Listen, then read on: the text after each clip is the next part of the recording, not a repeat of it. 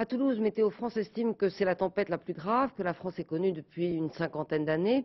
Un phénomène météorologique dont l'ampleur était difficilement prévisible. Reportage de Dorothée Cochard et David Bresse. Fujitsu VPP 700, un nom bien barbare pour une machine fort élaborée. À l'abri isolé dans les sous-sols de Météo France Toulouse, ce super ordinateur traite plusieurs centaines de milliards d'opérations par seconde. Il réceptionne des données observées dans le monde entier et élabore des prévisions qui apparaissent quasi instantanément sur les ordinateurs des météorologues.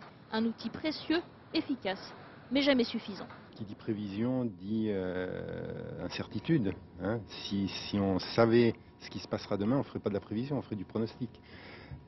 Donc la difficulté, c'est de prendre en compte ce qui se passe aujourd'hui, ce que nos modèles mathématiques prévoient pour demain après-demain, et d'utiliser pour ça, pour essayer de coller au plus juste à ce qui se passera réellement.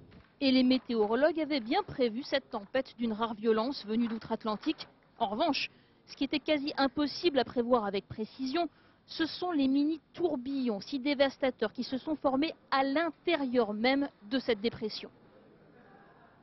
Je vais donner un exemple simple. Prenez une tasse de café le matin et donnez un petit coup de cuillère à l'intérieur. Vous allez voir apparaître un certain nombre de tourbillons. Et certains de ces tourbillons sont d'une échelle tout à fait microscopique et se forment sans que vous sachiez pourquoi. Seule certitude ce soir, une autre dépression gagne en ce moment même le nord du pays. Ces rafales devraient encore dépasser les 100 km/h.